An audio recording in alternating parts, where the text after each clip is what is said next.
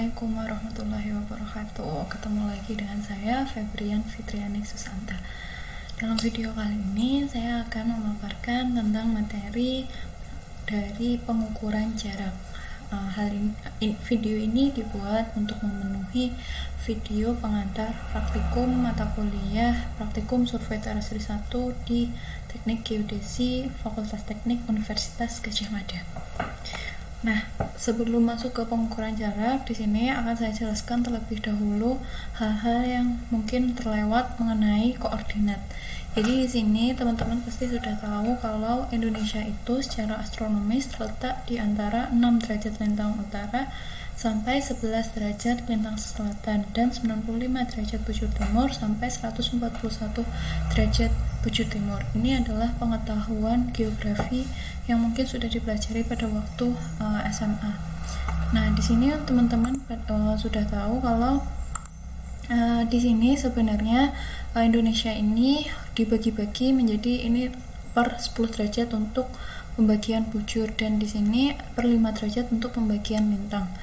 Di sini teman-teman juga sudah tahu bahwa kalau misalnya kita pengen mengetahui di daerah Yogyakarta, di sini terletak di antara 110 derajat. Kemudian untuk lintangnya sendiri dia terletak di lintang selatan. Kalau lintang selatan bisa ditulis dalam bentuk 5 derajat lintang selatan ataupun bisa juga ditulis dengan min 5 derajat. Kalau ada istilah min maka dia menunjukkan berada di lintang selatan.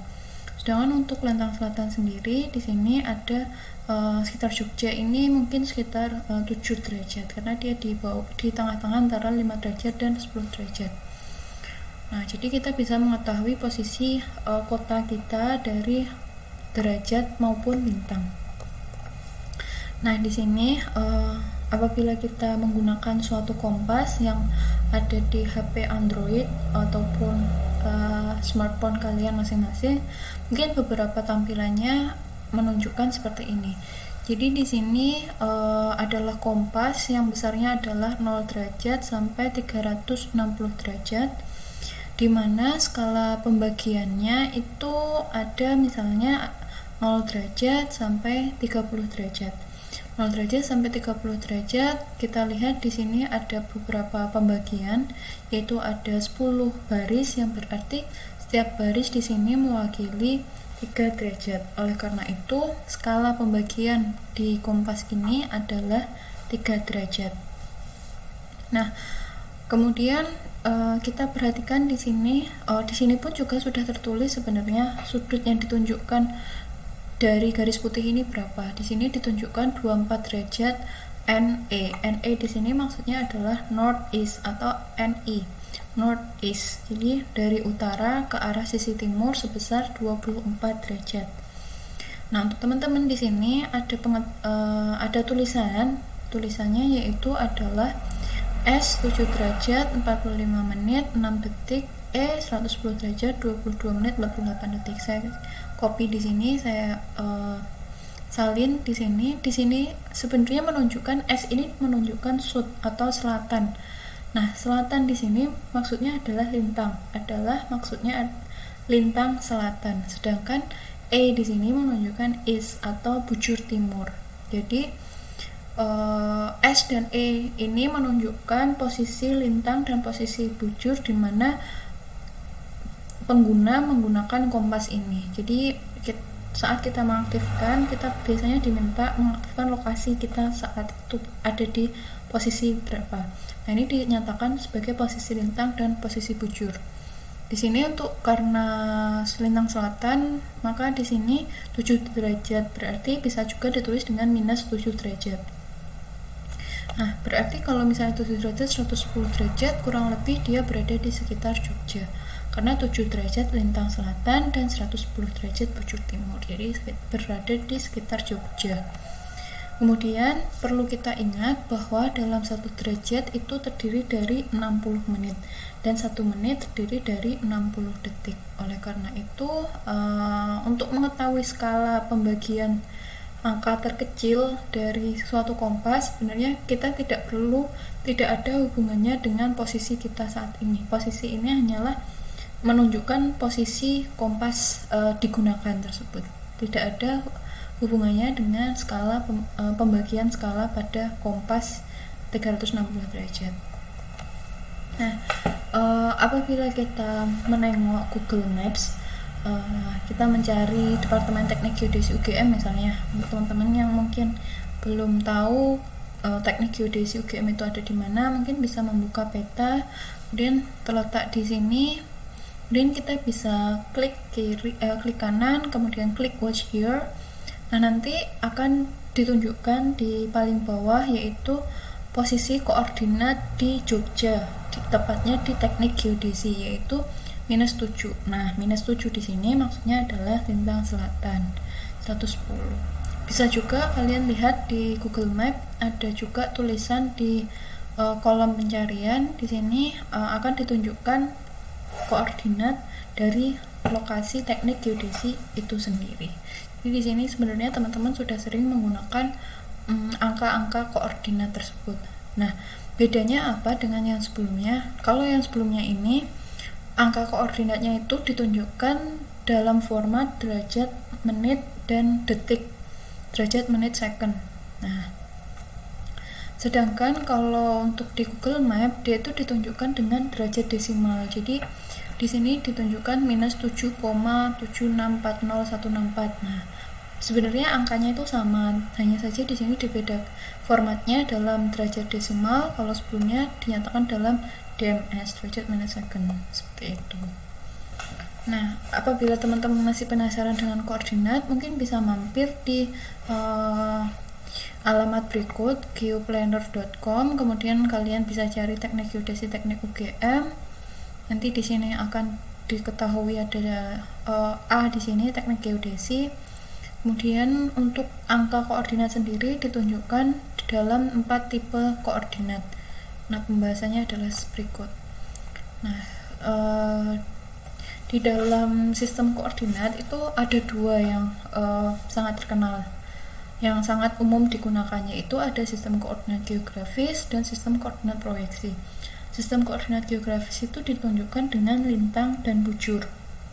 Sedangkan kalau sistem koordinat proyeksi itu ditunjukkan dengan satuannya adalah meter, identik dengan X dan Y. Bujur kan tadi mendatar ya, bujur kan mendatar. Nah, karena mendatar, bujur itu identik dengan koordinat X dalam sistem proyeksi. Sedangkan kalau lintang kan posisinya vertikal, maka dia identik dengan proyeksi berupa koordinat Y gitu. Jadi kalau X itu bujur, kalau lintang itu Y. Dan di dalam sistem koordinat geografi sendiri ada 3 format penulisan. Yang pertama di sini adalah derajat desimal. Derajat desimal sama-sama sebenarnya 3 angka ini tuh menunjukkan angka yang sama, hanya saja di sini bilangan format penyebutan angka yang berbeda. Kita mulai dari yang sebelah kanan. Ada derajat, menit, dan second. Nah, di sini 7 derajat, 45 menit, 49,9. S berarti lintang selatan, I berarti bujur timur atau east. Seperti itu.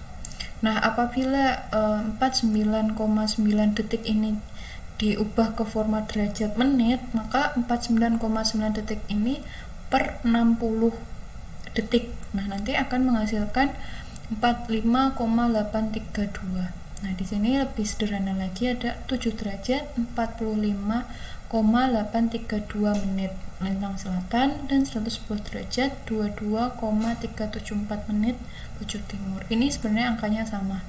22,4 per 60 detik nanti akan menghasilkan 0,374 menit.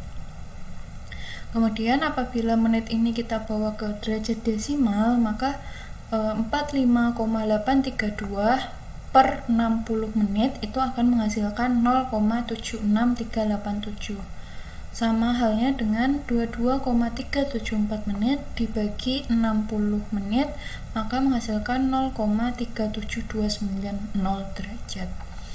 N di sini menunjukkan, karena N kan berarti ke arah utara. Nah, sedangkan negatif 7 kan berarti di lintang selatan, maka di sini ada negatif. Dan kalau bujur E, bujur timur, maka dia tetap positif. Sedangkan untuk sistem koordinat proyeksi biasanya itu ditunjukkan dengan X dan Y dalam satuan meter. Nah, di sini Jogja sendiri terletak pada koordinat X sebesar 430,854 meter, untuk Y-nya 9141,755 meter. Untuk zonanya terletak di zona 49 dengan menggunakan sistem koordinat proyeksi UTM. Untuk lebih detail mengenai UTM dan zona akan dibahas di mata kuliah yang lain. Sedangkan untuk S di sini menunjukkan adalah lintang selatan. Nah, kita masuk ke materi hari ini, yaitu mengenai prinsip dasar penentuan posisi atau planimetris, bagaimana cara menentukan posisi secara planimetris, kemudian pengukuran jarak langsung, ada pelurusan, ada pelaksanaan pengukuran, kemudian ada pengukuran jarak langsung dalam rintangan, kemudian ada juga sumber kesalahan pengukuran jarak langsung. Nah, ini salah satu dosen di teknik geodesi, beliau Dr. Made Andi. Nah, ini mungkin bisa langsung lihat di Instagramnya, beliau menjelaskan tentang bagaimana penentuan posisi dengan menggunakan koordinat polar. Kami ini, coba lihat jam 1, bagus loh. Ketika temanmu bilang jam 1, artinya kamu disuruh melihat sesuatu ke depan agak ke kanan, seperti posisi jam 1 jika dilihat dari pusat jarum jam. Jam 1 adalah arah dengan sudut 30 derajat dari arah persis di depanmu. Jika pada arah itu hanya ada Maudi Ayunda, kamu pasti nggak akan bingung. Bagaimana kalau di sana juga ada Raisya, Isyana, atau sudahlah. Kamu nggak akan tahu siapa yang dimaksud oleh temanmu kan? Jadi, memberitahu arah atau sudut saja tidak cukup. Harus ada jarak juga. Jadi, posisi Maudi Ayunda relatif terhadapmu itu ditentukan dengan arah atau sudut dan jarak. Itu namanya koordinat polar. Jadi, lain kali, kalau kamu mau ngasih tahu ada yang menarik pada temanmu, bilang aja 29 derajat 19,8 meter. Akurat kan? Nah, seperti itu. Nah, di sini teman-teman juga sudah memahami bahwa koordinat polar tadi yang dijelaskan oleh Pak Made Andi itu ada ukuran sudut dan ada juga ukuran jarak. Nah, teman-teman, di sini misalnya kita mengetahui koordinat titik A, yaitu adalah XA dan YA, kemudian untuk titik B yaitu sebesar XB dan YB. Maka untuk mengetahui delta X itu bisa dikurangi XB kurangi XA, sedangkan untuk delta Y itu YB kurangi YA. Nah, pada video sebelumnya sudah dibahas mengenai azimut, untuk mencari azimut AB apabila diketahui posisi titik A dan titik B, yaitu dengan menggunakan rumus arkes tangan delta X per delta Y. Semoga masih ingat kenapa menggunakan rumus arkes tangan ini. Nah, selanjutnya untuk mengetahui jaraknya, apabila kalian perhatikan sebenarnya jarak antara titik A, titik B dan jarak di sini membentuk segitiga siku-siku. Nah, segitiga siku-siku disinilah yang memunculkan rumus Pythagoras, yaitu delta X kuadrat ditambah delta Y kuadrat akan menghasilkan DAB kuadrat. Oleh karena itu, DAB sama dengan akar dari delta X kuadrat ditambah delta Y kuadrat. Delta X sendiri diperoleh dari XB kurangi XA, sedangkan untuk delta Y diperoleh dari YB kurangi YA, sehingga muncul rumus DA sebagai berikut. Nah, di sini apabila kita tidak mengetahui posisi B, posisi titik B itu ada di koordinat berapa, tetapi kita mengetahuinya adalah, yang diketahuinya adalah posisi titik A yang ditunjukkan XA dan YA, kemudian kita juga mengetahui azimut A dan juga jarak A ke B, maka kita bisa memperoleh posisi XB dan YB dari rumus berikut. Nah, rumusnya adalah sebagai berikut, di mana penjelasannya adalah kita tahu bahwa untuk AB di sini kita mengetahui azimutnya, yaitu sebesar AB. Nah, kita juga mengetahui jaraknya, yaitu DAB. Maka untuk mengetahui XB di sini kita bisa perhatikan XB kan berarti dari titik origin O sampai ke XB. Nah, XB kalau kita perhatikan itu ada di depan azimut. Nah, karena di depan azimut dan kita juga mengetahui sudut miring, maka kita menggunakan rumus sin. Karena rumus sin sendiri adalah sin azimut sama dengan delta di sini, delta XB kurangi delta XA per azimut per jarak. Nah, oleh karena itu azimut AB diperoleh dengan oleh karena itu XB diperoleh XA ditambah DAB sin azimut AB. Sedangkan untuk rumus YB apabila kita perhatikan dia berada di samping dari azimut. Kalau diketahuinya adalah samping dari sudut dan miring dari sudut, maka kita menggunakan rumus kosinus. Rumus kosinus sendiri adalah kosinus dari azimut sama dengan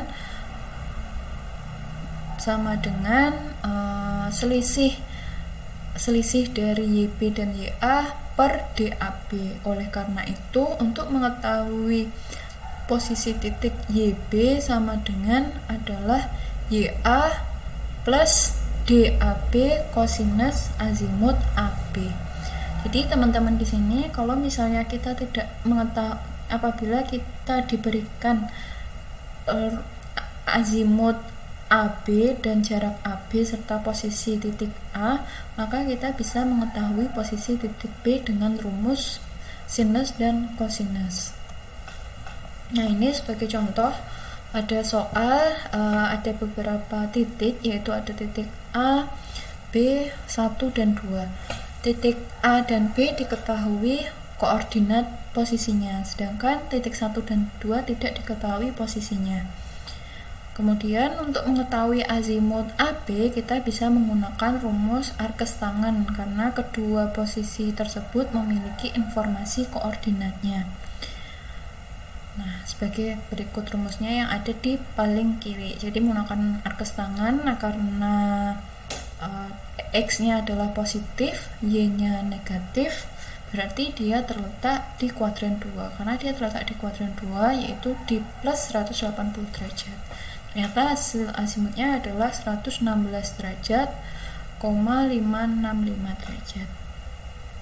Nah, saat kita sudah mengetahui azimut dari A ke B, kita harus juga mengetahui azimut B ke 1 untuk mengetahui posisinya. Nah, untuk mengetahui azimut B ke 1, kita diberikan informasi berupa sudut. Nah, sudut ini 150 derajat, yaitu sudut yang diukur dari A ke B ke 1. Nah, di sini didefinisikan dengan azimut beta AB1 luar. Nah, dengan menggunakan rumus sebagai berikut, kita bisa mengetahui azimut B ke 1. Untuk penjelasan detailnya, kita perhatikan yang paling kanan di sini. Jadi, apabila ini adalah garis A ke B saya perpanjang, maka saya mengetahui azimut AB sebagai berikut. Nah, dari azimut AB itu saya ingin menuju ke arah sini, karena kan tadi yang diketahui sudutnya adalah sudut AB1 yang ini. Maka dari azimut AB saya perlu membawa anak panah ini ke garis AB ini. Nah, maka saya butuh plus 180 derajat. Nah, karena ini diketahui sebesar 150 derajat, maka saya dapat menjumlahkan total dari ketiga garis ini, yaitu sebesar satu lingkaran penuh plus dari arah utara ke garis B1. Ternyata dari arah utara ke garis B1 ini berupa azimut B ke 1. Oleh karena itu, saya perlu mengurangi 360 derajat karena ini kan satu lingkaran penuh bernilai 360 derajat. Oleh karena itu saya kurangin, maka menghasilkan azimut dari B ke 1. Nah, ternyata hasilnya dari azimut B ke 1 itu sebesar 86,565 derajat. Nah, coba selesaikan bagaimana cara menghitung azimut 1 kedua dengan rumus sebagai berikut. Nah, pengukuran jarak. Jarak sendiri adalah dalam survei terestris, jarak adalah panjang di antara dua buah titik dalam bidang horizontal yang merupakan panjang terpendek dari kedua buah titik tersebut. Jarak dapat diukur ataupun ditentukan dengan berbagai alat dan metode. Jadi pengukuran jarak itu ada banyak alatnya, ada banyak juga metodenya. Yang sudah kalian pelajari ada dengan menggunakan pita ukur, ada dengan menggunakan EDM, ada menggunakan disto, ada menggunakan teodolit. Metodenya pun juga banyak untuk mengukur jarak di sini. Yang pemilihan alat dan metodenya ini tergantung dari alat apa yang tersedia.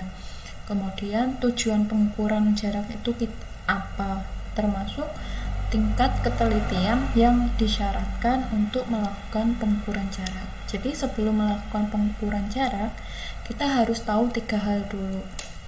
Alat yang tersedia itu apa, tujuan pengukuran jarak kita itu untuk apa, dan ketelitian berapa yang kita perlukan. Nah, untuk pelaksanaan pengukuran jarak sendiri dibagi menjadi 2 tahapan. Yang pertama adalah pelurusan arah. Pelurusan ini apabila jarak yang akan kita ukur itu panjangnya itu melebihi dari pita ukur kita yang tersedia. Kemudian yang tahapan kedua adalah pelaksanaan pengukuran.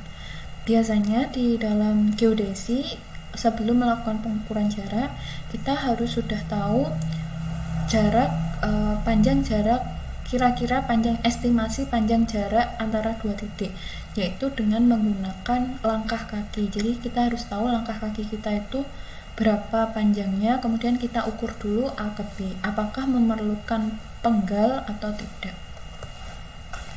Nah, tipe jarak sendiri itu ada 3, ada jarak horizontal, ada jarak miring, dan juga ada jarak vertikal.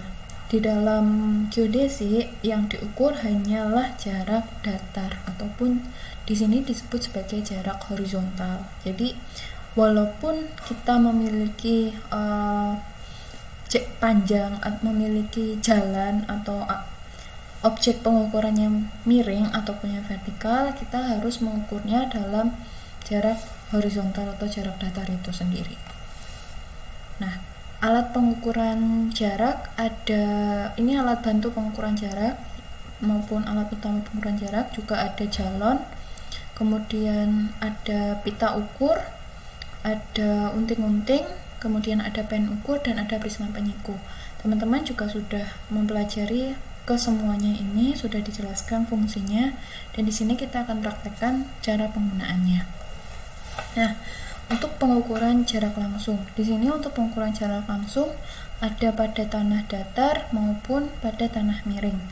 Di sini yang digunakan keempat alat pengukuran jarak. Untuk pengukuran tanah datar, yang satu memegang di awal untuk memastikan dia benar-benar mulai dari 0. Kemudian yang kedua dia menarik pita ukur sambil melihat bacaan pita ukur tersebut dan mencatatnya. Kemudian untuk di tanah miring, walaupun tanahnya miring, yang kita ukur harus tetap jarak horizontal. Jadi di sini dia yang satu di posisi awal, kemudian yang kedua sambil memegang unting-unting supaya tepat di atas titik yang berada di tanah. Dia mengukur menggunakan pita ukur, dan pita ukur yang menyentuh tali unting-unting, disitulah bacaan jarak miring, dimana kita harus memastikan bahwa pita ukur dari titik A ke titik B ini harus tetap horizontal. Nah, di sini pengukuran jarak pada bidang datar maupun pada bidang miring itu dilakukan secara 2 kali, yaitu ada pengukuran pergi dan ada juga pengukuran pulang. Misalnya ada titik A, B, C, D di mana jarak antara AB 40 meter, BC 40 meter, dan CD 20 meter. Pengukuran pergi dilakukan dengan mengukur A ke B, B ke C, C ke D. Sedangkan untuk pengukuran pulang itu kita membuat penggal yang baru. Jadi titik awal dan akhir itu tetap, sedangkan titik yang berada di tengah-tengah yaitu C dan B di sini harus pindah. Jadi diusahakan titik C sama B ini beda posisinya dari pengukuran pergi dan pengukuran pulang. Pengukuran pulang berarti dari D ke C, C ke B, B, D, dan A. Nah, total jarak pergi dan total jarak pulang itu harusnya sama karena A dan D tetap, tetapi kadang dalam sebuah pengukuran memiliki perbedaan yang sangat kecil. Jadi biasanya pasti ada perbedaannya, dan perbedaannya ini harus dalam batas yang masih ditoleransi. Nah, ini sebagai contoh pengukuran pada jarak datar, yaitu misalnya ada titik A dan titik B. Panjangnya 120 meter, padahal pita ukur kita hanya 50 meter. Oleh karena itu perlu dibuat penggal supaya setiap penggal ini bisa sekali satu bentangan pita ukur tersebut. Maka untuk membuat penggal harus melakukan pelurusan.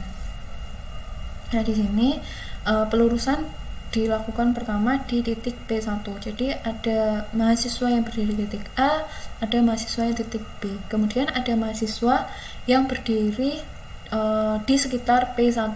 Jadi mahasiswanya ini bergerak ke kanan dan ke kiri, diarahkan oleh temannya yang ada di posisi A maupun temannya yang di posisi B, supaya A, P1 dan B terletak pada satu garis lurus, dan B, P1 dan A juga terletak pada garis lurus. Cara yang sama dilakukan untuk mengetahui posisi P2 di sini. Jika A, P1, P2 dan B sudah terletak pada satu garis lurus, baru dilakukan pengukuran dari A ke P1 dengan menggunakan 1 kali bentangan pita ukur. Ditulis hasilnya. Kemudian P1 ke P2 ditulis hasilnya. P2 ke B ditulis hasilnya, kemudian dijumlahkan. Hasil penjumlahannya itu menunjukkan panjang jarak dari A ke B. Kemudian poin penting dalam pelurusan itu yang pertama pengukuran jarak dengan membuat penggal-penggal. Jadi di dalam pelurusan kita harus mengetahui posisi kita di mana. Kalau kita berada di posisi pemukiman seperti yang ramai dengan kendaraan maupun banyak orang yang berlalu lalang seperti di kampus, kita tidak boleh mendirikan jalan dalam posisi berdiri tanpa ada yang memegang atau tanpa ada orang yang menunggu seperti ini. Ini tidak boleh. Ini adalah contoh yang salah. Nah, digunakan penggal-penggal seperti ini. Pelurusan dilakukan dengan saat pengukuran tidak dapat sekali bentangan. Misalnya kita perlu mengukur dari sini, dari titik A ke titik B, pita ukur yang kita gunakan itu kurang, maka harus menggunakan penggal untuk penggal. Karena membuat penggal harus ada pelurusan. Mengapa? Karena agar setiap penggalan dapat dilakukan pengukuran jarak dengan sekali membentangkan pita ukur, dan pita ukur dapat ditarik hingga mendatar. Biasanya dilakukan oleh minimal 3 orang. Yang pertama adalah yang berdiri di posisi awal, yang kedua posisi akhir, dan yang ketiga yang dia mencari ke kanan dan ke kiri supaya terletak satu garis lurus. Tempatnya adalah di jarak A dan B yang tidak dapat diperoleh dalam 1 kali penggal pita ukur, ataupun di tanah yang turunan atau ada yang rintangan. Nah, diusahakan juga saat membuat penggal itu jarak antar penggalnya itu sama. Jadi penggal 1, penggal 2, penggal 3 itu jaraknya beda tipis, jadi selisihnya sedikit. Nah, bagaimana cara mengetahuinya itu dengan menggunakan langkah kaki. Itu salah satu titik dapat dilihat kemudian digunakan alat bantu seperti jalon. Letak jalon harus tegak lurus, nggak boleh miring-miring, karena kan supaya pelurusan. Kemudian pembidikan dilakukan satu mata, karena kalau dua mata biasanya akan menimbulkan blunder. Pengulangan, jadi dilihat dari yang berada di awal maupun berada di akhir sebagai kontrol. Letak titik yang dibidik tidak terlalu jauh. Nah, ini misalnya apabila teknik pelurusan juga bisa digunakan pada saat kita menemui kasus seperti ini. Jadi di sini misalnya ada halangan, kemudian kita ingin mengukur AB kemudian CD yang ada di sebelah kanan di sini. Karena tidak bisa sekali mengukur jarak, maka kita menggunakan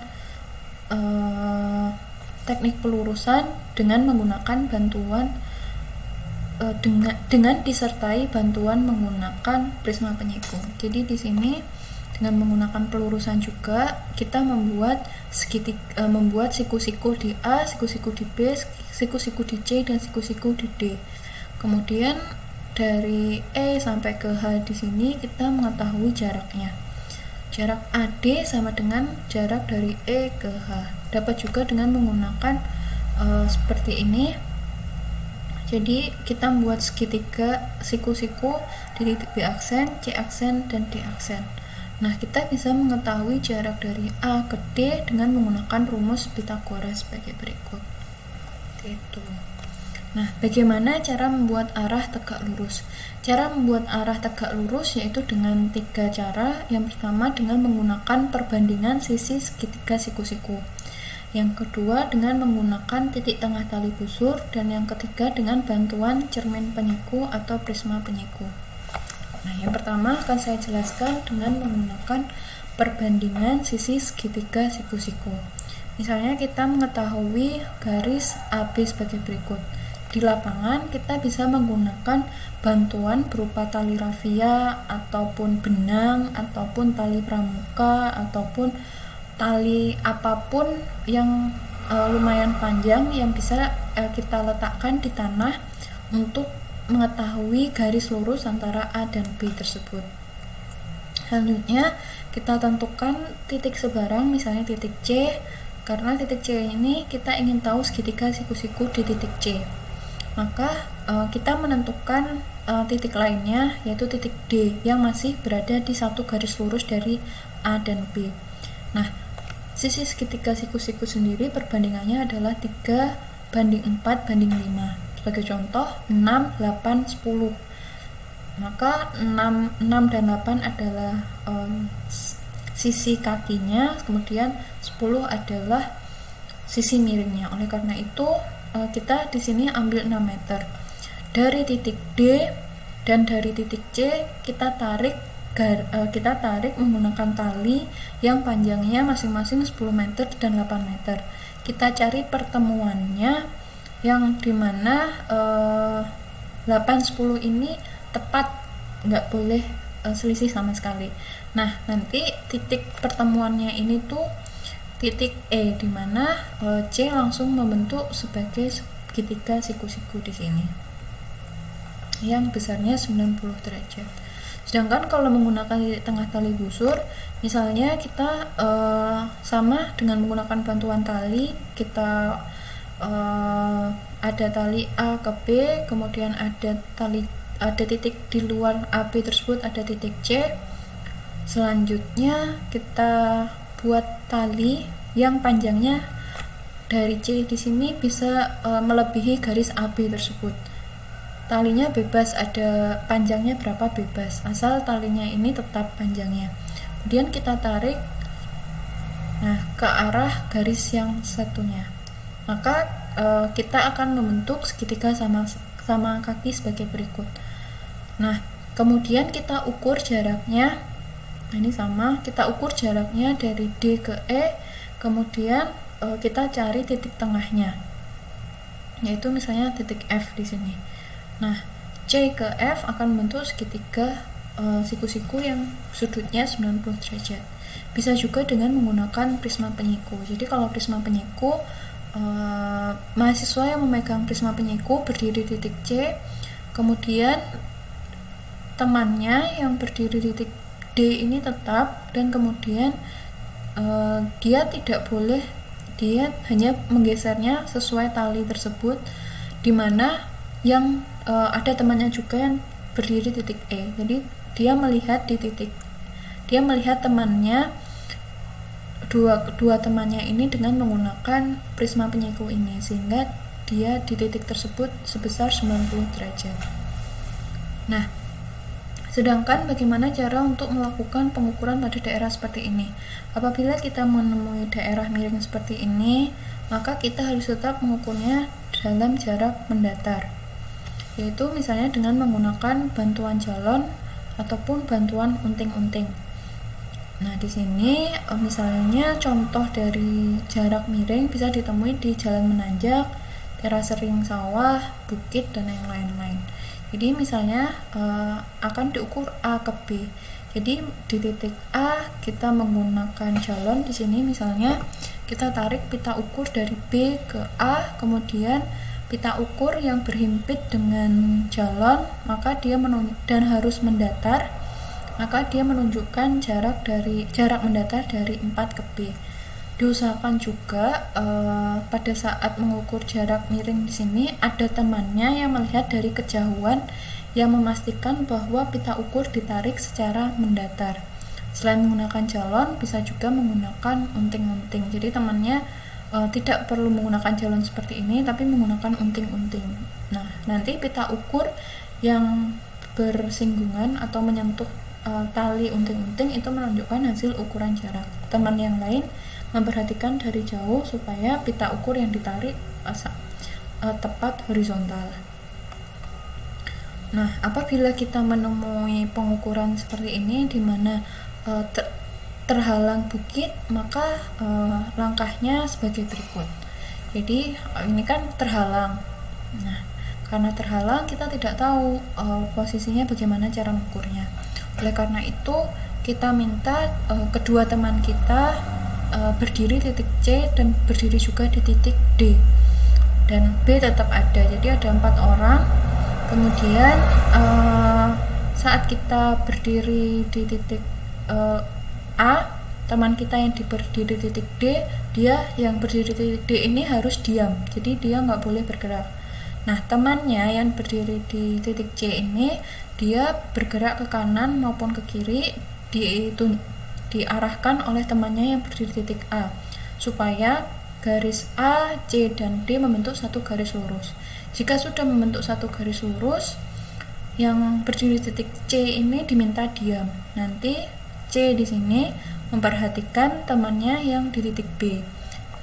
Nanti temannya yang di titik B di sini, dia mengarahkan supaya D bergerak ke kanan dan ke kiri, supaya B, D, dan C terletak pada satu garis lurus. Nah, jika sudah, nanti diulangi lagi prosesnya. D diminta diam, kemudian A mengarahkan C supaya A, C, dan D terletak satu garis lurus. Kemudian C diam. Nah, begitu seterusnya sampai saat C melihat ke B, D sudah terletak satu garis lurus, dan saat D melihat ke A, C juga sudah terletak pada satu garis lurus. Nah, untuk pada jarak miring ada toleransi, yaitu misalnya untuk kemiringan 1-2% di lapangan yang gradien kemiringannya hanya 1-2%, kita ambil jarak horizontalnya karena bedanya sangat sedikit. Kita anggap bidang tersebut itu masih horizontal. Sedangkan kalau untuk 3-10% kita gunakan metode dengan menggunakan unting-unting atau jalon sebagai berikut. Sedangkan kalau sudah lebih dari 10%, kita gunakan yang tadi ada pelurusan. Seperti itu. Nah, ini cara pencatatan ukuran jarak pada peta. Jadi misalnya ada 4 bentangan, yaitu ada titik AB, BC, dan CD. Di sini AB 20,546. Nah, dia ditulis secara vertikal seperti ini. Kemudian kita mengukur jarak B ke C, tetapi cara menulisnya di titik C di sini adalah penjumlahan dari A ke B, B ke C. Jadi yang ditulis di titik C di sini sudah bukan jarak B ke C, melainkan jarak dari A ke B, B ke C, termasuk juga yang ada di D di sini. Jadi yang ditulis di D di sini adalah akumulasi jarak dari A ke D.